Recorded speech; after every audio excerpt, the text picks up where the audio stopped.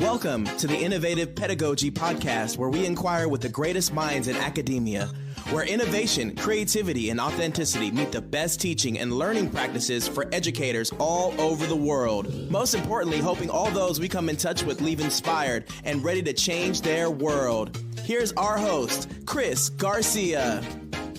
Welcome to the Innovative Pedagogy Podcast. I'm your host, Chris Garcia, and today's episode, we're going to dive into a little gamification.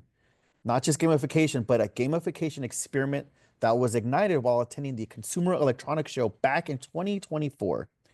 Today, we'll be exploring how educational programs focused on social emotional learning are transforming student behavior in areas like respect and empathy.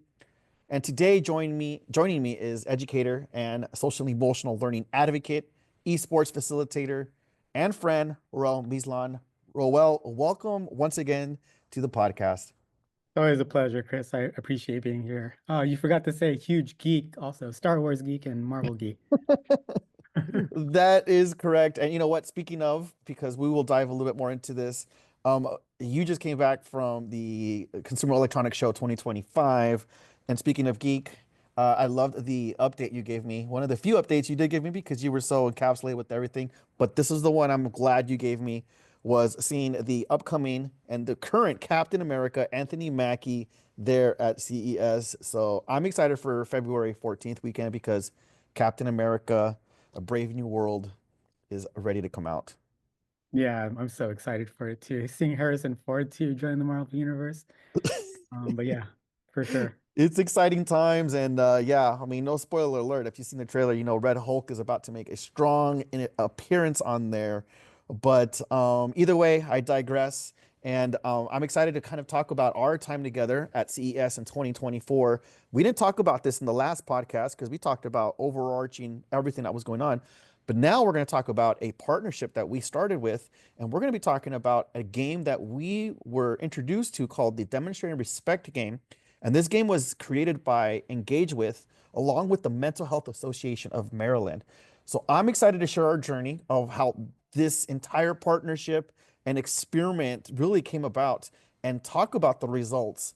So before we start diving a lot more into what our conversation will be encapsulating, we're going to be talking about how technology and gaming intersect with SEL, or social emotional learning. So if you hear us use the acronym, that's what it means. Social emotional learning to support the mental well-being of students. We're also going to look, and Roel is going to share a little bit more about some insights from their summer and fall programming at Feaster Charter regarding the pre and post evaluation study on social emotional learning outcomes while using this Demonstrating Respect game, and also challenges faced also by younger students and strategies to address them. And in addition to that, we're going to talk a little bit of hopefully visioning, and that is going to be the next possible steps with this program.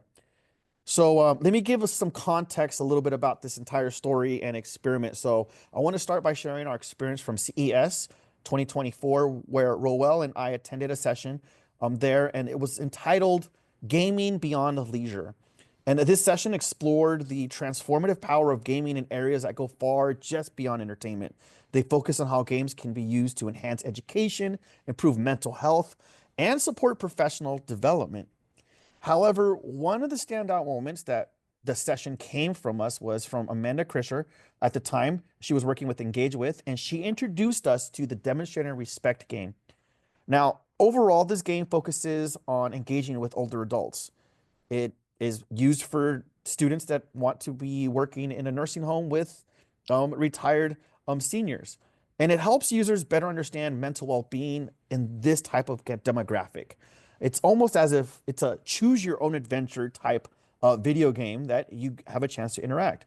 So through interactive scenarios, players are guided to make decisions about care, responsibilities, and respectful engagement with older adults. It's designed to foster empathy and also soft skills, which is really big, offering a safe place for learning and reflection. So the goal of this game was, and it is, to create a cultural shift where respect and empathetic engagement honestly becomes second nature.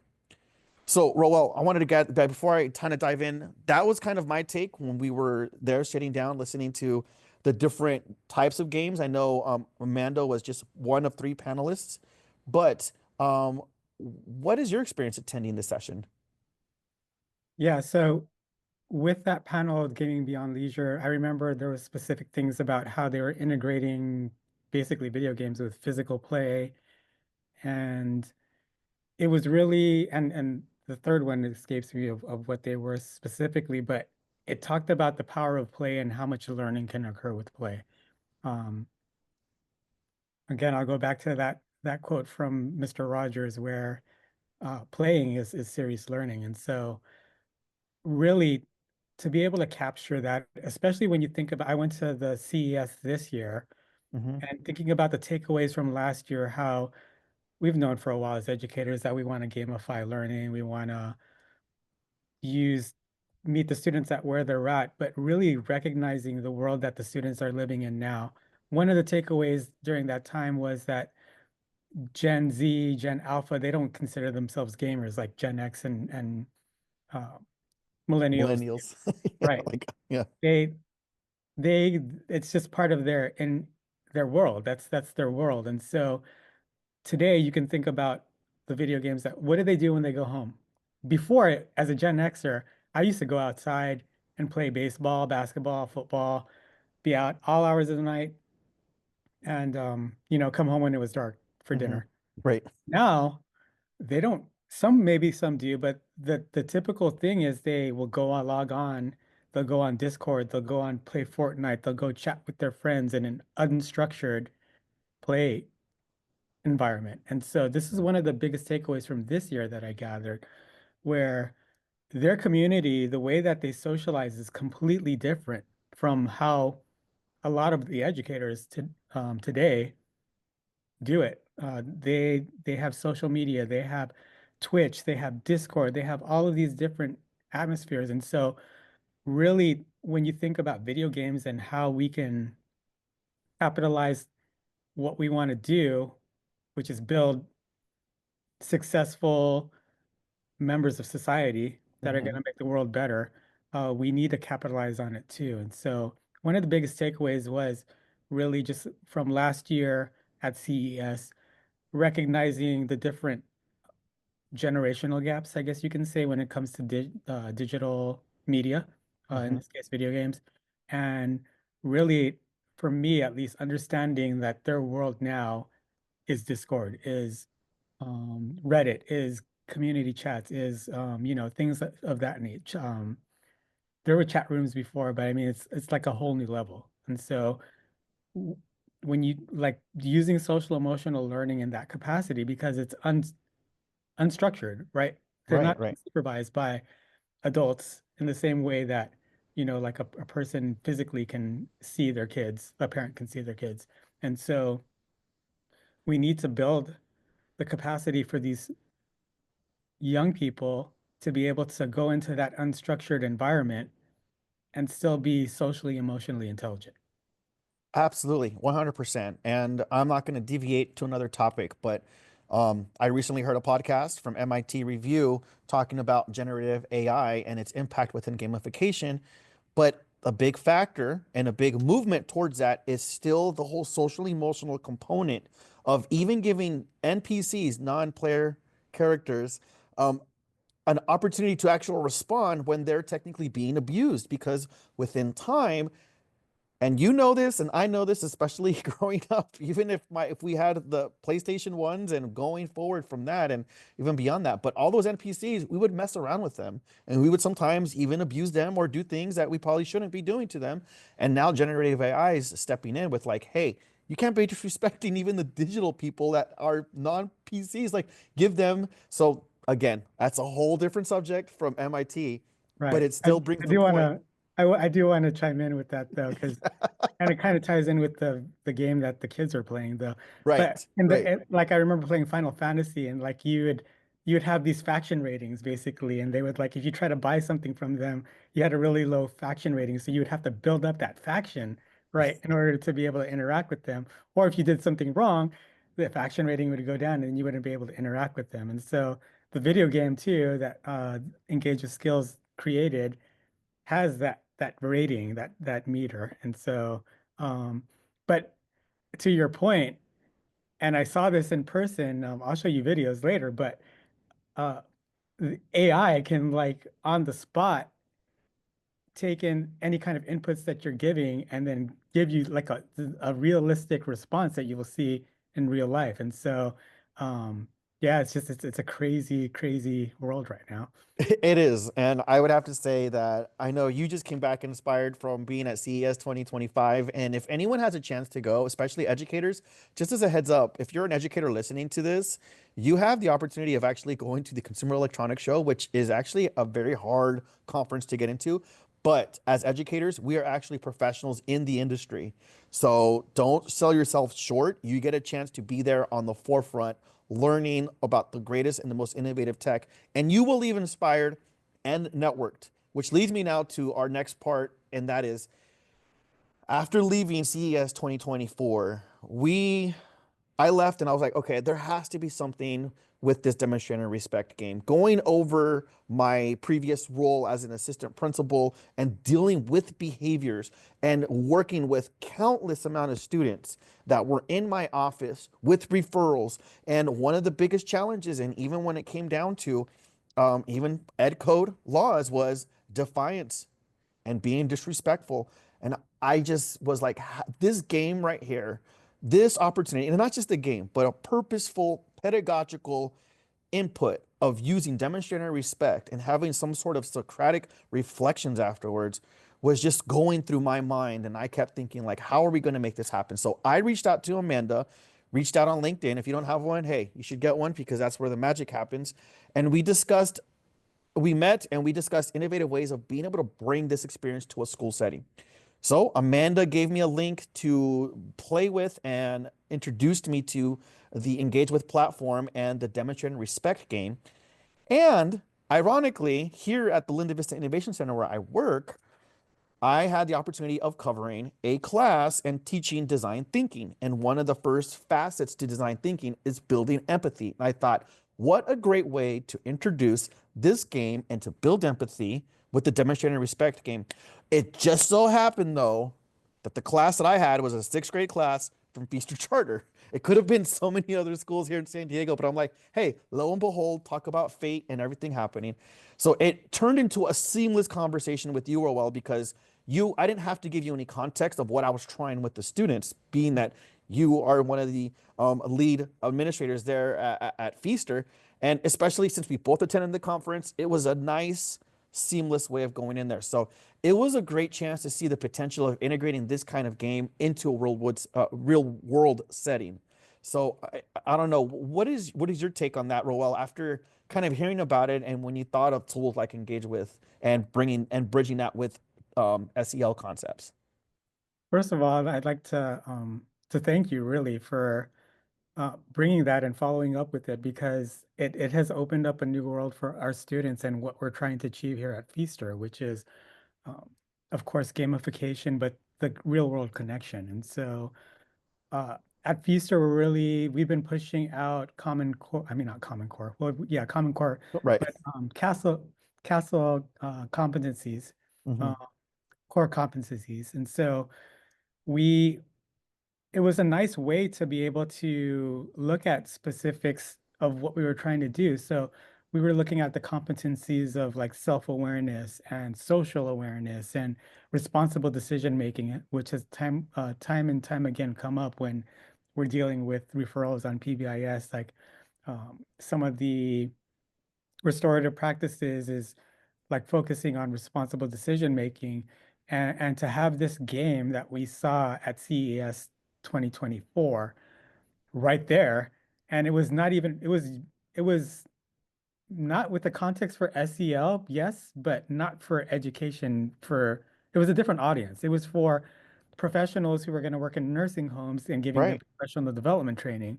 Right. But to see the applications that can be applied to education nowadays, and we need more connections like that where the industry is using stuff and they're innovating with stuff and we and the educational world wait until there's some kind of educational version of it. But no, we Right. should really be especially if we're thinking about it, we are tasked as educators with building the next generation, right? Mm-hmm. And so with in the industry right now and the cutting edge things that they're doing with AI, with quantum computing, with all of these different things, they're not slowing down. They're getting faster. The government can't keep up with them. And so you mentioned that educators have a chance to go to CES. We are a non-traditional, but a definitely industry sector Right. that should be going. Government's already been going. They're non-traditional too. Right. Um, typically people have thought that CES is for private industrial sectors. No, it's for everybody, and we need to get it ahead of this. And so being able to apply these SEL concepts in this game that we saw at CES 2024, working on CASEL core competencies, getting our students to engage in the CASEL core competencies in the way that they know, which is video games, is just a win-win situation. So again, I'd like to thank you for thinking of us and the opportunity, but it was a nice segue because we saw this and then following up now and what we can really do to power this and to make sure that education is keeping up with whatever is going on in the industry. Oh, absolutely. 100% with that. And I definitely am excited to be trailblazing this with you and really hopefully opening up the eyes. And at this point, anyone listening to us right now, just thinking outside the box of how can I bring the industry to my classroom, even if there's not an EDU component connected to it. Hey, just even with that even being said right now, um, even finding out like Nintendo, like Minecraft has an EDU component. Nintendo, there might be one. There hasn't been one. I've been trying to look for one. So if there's anyone listening to this right now, and if you're connected to Nintendo, give us a call because we want to connect with you, especially the EDU sector of it. But one of the things I wanted to bring up before anything else is some of the things that I would have to say the epiphany moment that I had when I was teaching this lesson or design thinking, but using the empathy strand and using this game to introduce it was that the first time I went, the students kind of got the idea of it's a choose your own adventure as far as how do you want to respond? Are you gonna greed? I'm gonna just say Mr. Fredrickson just because he's the old man from that's a little disgruntled and it's kind of like the gentleman. He's The a senior. proper, Yeah, yeah, yeah. yeah. So, but it's like a Mr. Fredrickson. Are you gonna greet him with like, "Hey, what's up?" Or are you gonna be like, "Good morning, sir"? And the Mhm. students would choose like, "Let's do a hey, what's up?" And they would select that. And then Mr. Fredrickson would respond on the game like, "Oh, he's a little bit more upset." And the interesting thing that really hit me was when the students, half of the students were like, "Let's get him more upset.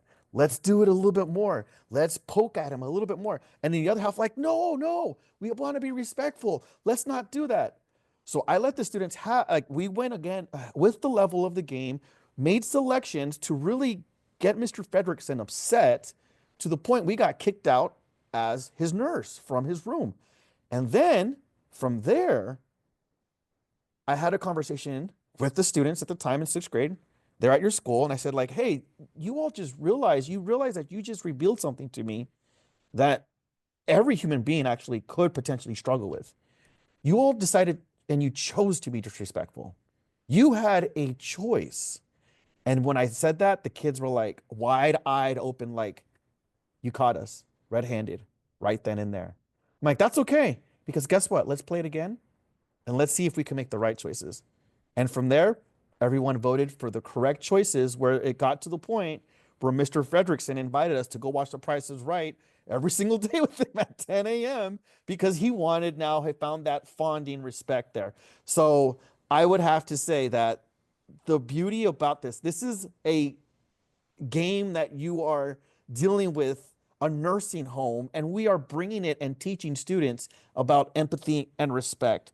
And that now leads me to this next part that I really want to dive into, and that is the summer intercession of 2024 and being able to model how this game works with your teachers. I had the opportunity of showing on one of your teachers how to use this and rolling this out. So, Roel, I don't know if you want to just kind of take over from this and kind of just show the story of how did this now come about in the summer of 2024?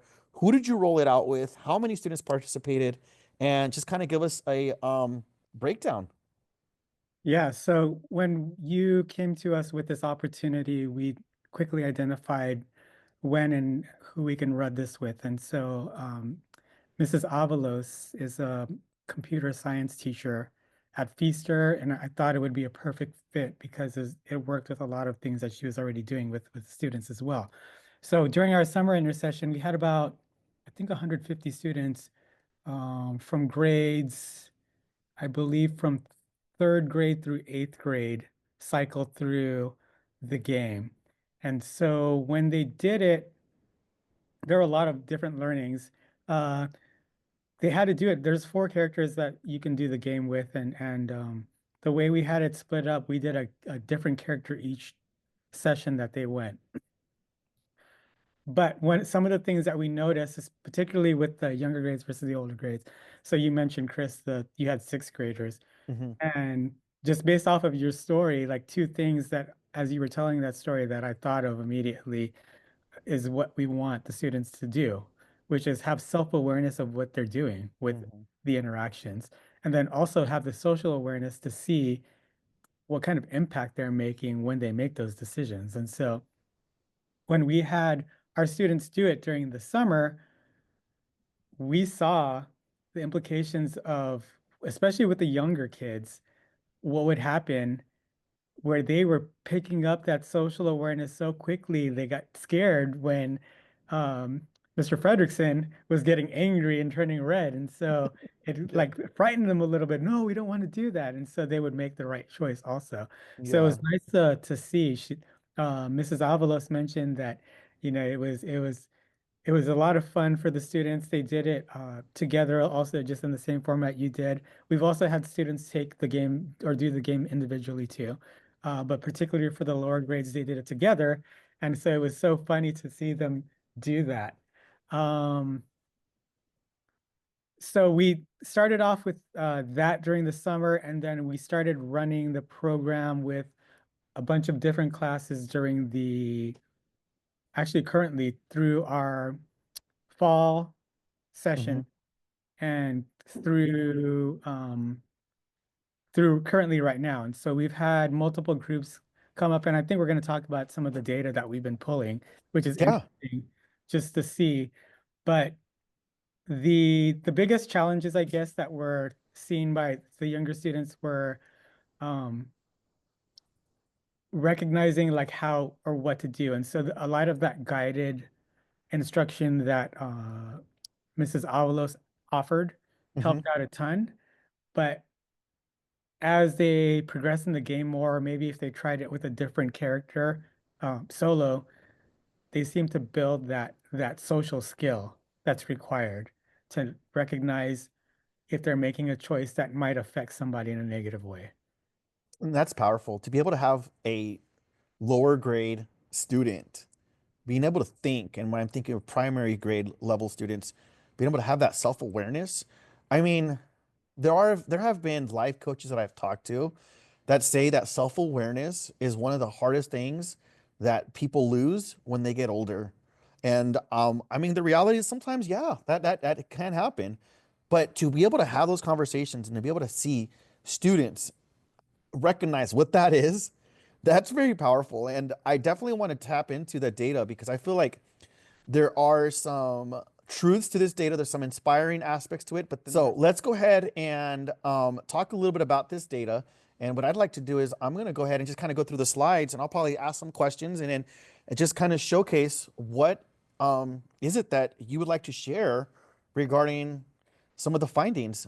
So we have question one, which is please specify your grade. I can see you did this assessment between fourth and eighth grade.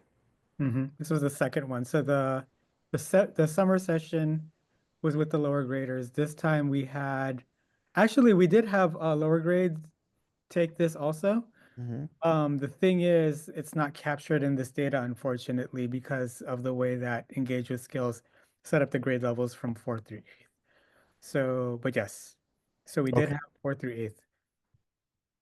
Awesome. So we have the pre-assessment already and the post-assessment, and then it looks like you had 39 students in the first one and post 21. So a good amount of sequencing here.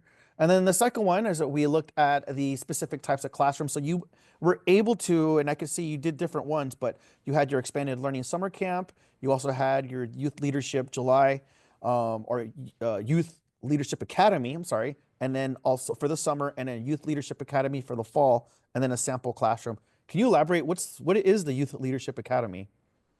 Yeah, so the Youth Leadership Academy is some of our students that are identified with expanded learning. We're focusing on having students that can be safe ambassadors. I don't know if you're familiar with the program, but that's what we're looking at right now. So Mhm. we are targeting students that um, we'd like to be able to help as they take this and they develop that self-awareness and the social awareness and the responsible decision making, um, that they can actually impart and teach those skills to other students too. Maybe not through the video game specifically, but by modeling those things. And so um, this is what we're working through right now and what we hope to um, build. Beautiful. And then now we're going to look at the different genders that you had. So you had a good representation of both male and female genders that represented on here, 25 and 35 to start off the assessment as well. But I also, we're looking at the ages as well. You had Mhm. the youngest at 7 years old and the oldest at 15 that actually was able to take this assessment. Or actually, those were the options, but it looks like within the data you had someone that was what 7 years old all the way up until 14, which is Yep. great. But this is where things get interesting, and let's talk a little bit about this. So how often are you polite to others? What are some of the trends that you noticed here? So yeah, apparently we want the orange one. And so when they took the post assessment, we were blessed, I guess, apparently with some pretty polite students, but it Yeah, was nice to see that increase after they played the game and developed that or rec saw that social awareness going on and how to continue. So, just within the context of a small game, of course, this is a small sample size with a small population, but the trend seems to be that they increase in their politeness, and that's goals that we're after. And so, these are compelling for us to actually push this out for a larger scale. absolutely. And by the way, as we say that, we're going to have more data to actually analyze by the end of this academic school year, and then we'll be able to present that at actually we can yeah we'll be presenting that at ISTE this Yeah, upcoming summer as well. So that's gonna this is almost like a preliminary pilot just data set. So if anyone's like, well, I want to see more, well, I guess you'll have to tune in the summer for our ISTE presentation. correct. The next one is that I thought that was very, very powerful, and it almost showed even just if you look at the orange one, but there was a significant increase when it said when the question was asked, how often do you treat other people the way you would like to be treated? Right. Like 15% Yeah, from the from the previous preset, which is nice. It's interesting that the sometimes also increase with the post. And so, again, these are preliminary numbers, but just to be able to get students to where we want them to be, which is always being treating people the way that they want to be treated, is there's a significant growth there for sure. absolutely. And that's extremely important, especially in the climate where people often freely speak their minds just because of what social media has done. Right. Being able to recognize this is extremely powerful. This next one is also a very, very important one, and this one is actually something that it's this one's a hard one. I remember we talked Yeah. about that when we were looking at this. How often do you control your emotions? Yeah. So, this is the one that was interesting where things seem to decrease a little bit with what they were doing. And so it kind of brings me to the context of what, because of the game, the nature of the game, like with those sixth graders, you like, oh, let's see if we can push the buttons or like things like that. That might have been an indicator. Again, this is all speculation, but um, what's interesting is that we do want them to be able to control their emotions, especially when you go look at the other way, two questions of treating others, because in the unstructured communities that they have in Discord and Twitch and things like that, um, this is probably going to be the most critical, like controlling your emotions. Like, are they rage quitting? Are they doing things Mm, for the gaming? And so this is something that we definitely do want to explore. Now, when I think about it, the game itself doesn't lend to how do they control their emotions because it's typically what do they do to an avatar and how mm, does the avatar respond, as right. opposed to the opposite where the avatar does something and then they have to do something with their choices. And so this might be something to explore further as we continue um, and look at a different or upgraded platform. Oh, absolutely. And just a couple things I want to just point out here is that ideally the game is serving as a structure for having these conversations within the classroom. And it's an opportunity to dive a little bit deeper when we're using the CASEL standards as and the core competencies to actually direct these types of conversations. But I want to add for this is that how often do you control your emotions? Um, that is a human element that is extremely difficult from the moment you're probably born all the way up until the moment you pass away because we're all emotional human beings.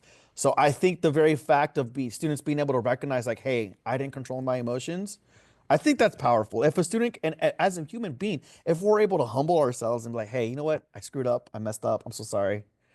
I think there's just some validity and some power in that as well. So I think um, I think you're onto something because even with the self-awareness, like, oh yeah, I can control my emotions, but after they take the game, recognizing, oh, maybe I didn't control my emotions, right.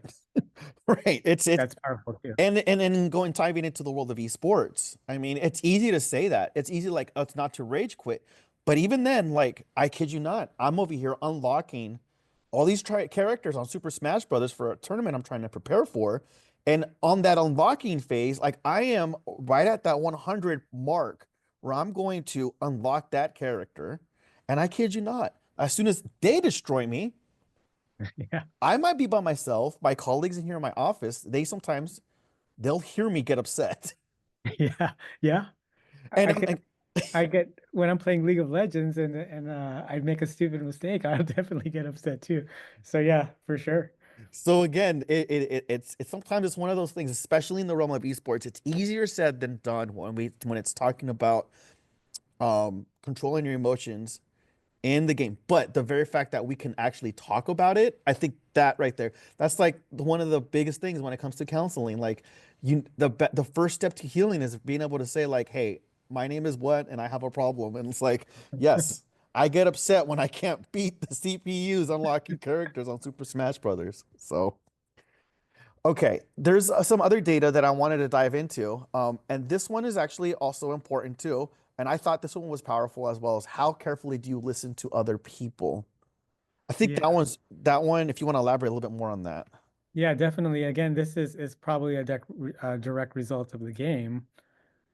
You choose your action, the game responds, and then you need to figure out what to do. And so listening and not just listening auditorily, but recognizing and picking up on those body language cues and things like that, and understanding the nature, we see an increase. And so this is another thing that we want to students to recognize that social awareness piece. And so I'm really happy with the results.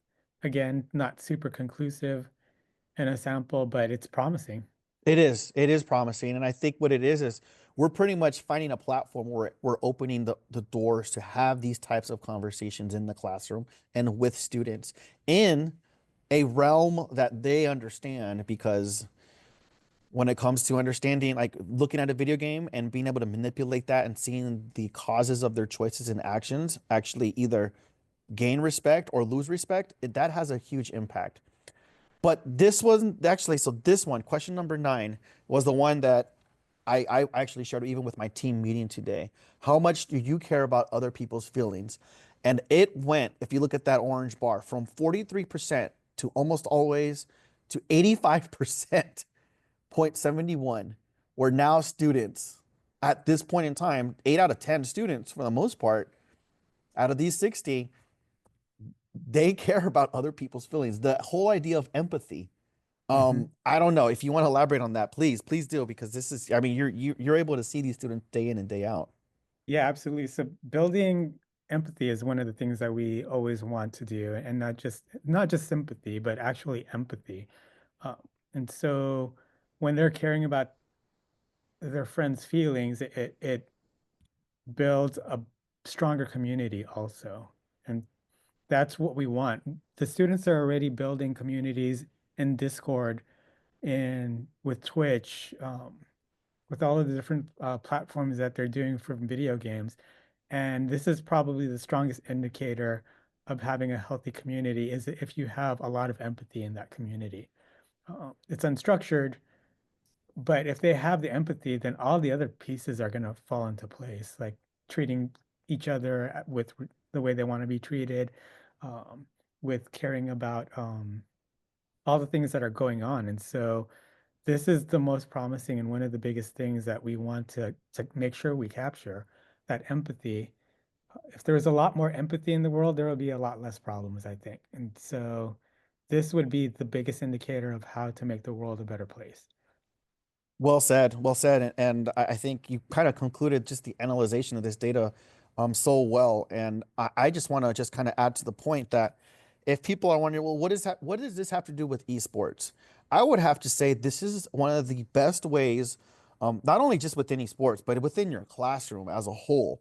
But the way I have my whole esports structured like time with my Monarch High School students here in San Diego is that when we start our practice, we spend the first 10 to 15 minutes with an LCL focus. So I would commend, I would implore, I would encourage all esport coaches out there and really all teachers out there to open up the opportunities of having SEL discussions taking place, whether that be to start the class off, to start the week off, to start the year off. These types of discussions need to take place. I'm currently teaching a class right now at USD, and it's an ed tech class. And that was a conversation we were having yesterday about creating community opportunities to have these types of conversations because of how much digital tools and resources are out there for students that they just get so colluded with. And it gets to the point where it overwhelms them, where now they can't manage their emotions. So, with this being said, our focus is definitely on the whole social emotional learning aspect of gaming, but I find it very important to have opportunities to have these types of discussions on all aspects. But more importantly, also, like I mentioned, even within esports, because it's very easy to get flustered and upset and angry and frustrated with the video game, as I just confessed earlier. No, and I see it a lot so many times, especially when you're talking about when you bring competition and esports into the mix. It's very easy to get caught up in emotion. But when we're focusing on things, when we have these expectations set, when we give them opportunities to practice these scenarios, the students are rising to the occasion. And I've seen it happen with our students who have started off. I remember their very first esports competition where they went to LVIC. We were hosting it and they were doing Rocket League. Right. And our team fell short. We lost to the eventual champions for that specific tournament, but it built a lot of communication. It built a lot of resilience, emotional resilience. And, they kept pushing, and now the kiddos, that same team, are West Coast champions for the next generation esports league, There you middle school. go. Um, Congratulations. That's yeah, awesome. thanks. And so just thinking about that emotional control that they have and things that all these things that we want our students to have, so that they can be successful. We can practice these things with all of the different tools that we have available and engage with skills. This this video game is a great start for that.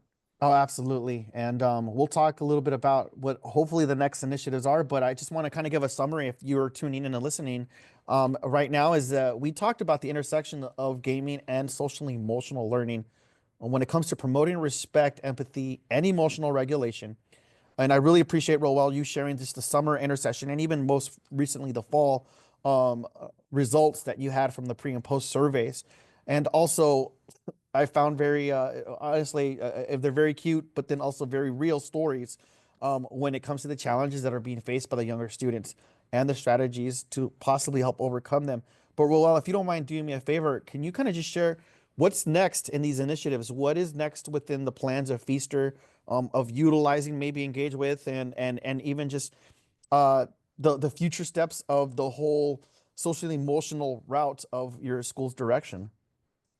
Yeah, so I think we're going to continue working with, and we're going to get feedback to engage with skills and the Maryland Health Association, and actually just look for other platforms that might be able to help with different scenarios. So, we have things like Minecraft, for Mhm. example, which are easily accessible. But if you created a town and had NPCs, or look at technologies where you have artificially intelligent NPCs that might react and then using, like, how Mm-hmm. do they build that community? So using all those different scenarios and having a unstructured play area where the students would demonstrate respect, right? Those are things that we're going to be looking at. So we're going to continue working with Engage with Skills, hopefully give feedback, gather more data, look for other partners, or look for other thought partners and figure out how we might be able to really push this social emotional learning in a gaming platform so that we can build successful students. Absolutely. I mean, you just hit the nail on the head, meeting students exactly where they're at, with being able to build out their just overall holistic social emotional selves. And hey, this is exciting news. I'm excited to be on this journey with you and to continue diving deeper into this data set and experiments that we're doing. Not really experiments, but just opportunities of students to engage with more video games and learn. Observation. Yeah, absolutely. So, Roel, thank you again for sharing your experience. And also, I want to thank all of our listeners for tuning into the Innovative Pedagogy. If you're interested in learning more about this game or the potential of utilizing it maybe at your site, send me an email at cbgarcia@sandiego.edu. And for more resources or to get involved with our podcast, or if you just want to talk edtech or esports or whatever, check out our show notes and please feel free to send us an email. Thank you, everyone. Until next time. And also thank you to all of our listeners from the Future of Education Technology Conference. Thank you for tuning into our podcast today and for also stopping by our roundtable. Roel, thank you again, man. Thank you. Thank you, everybody.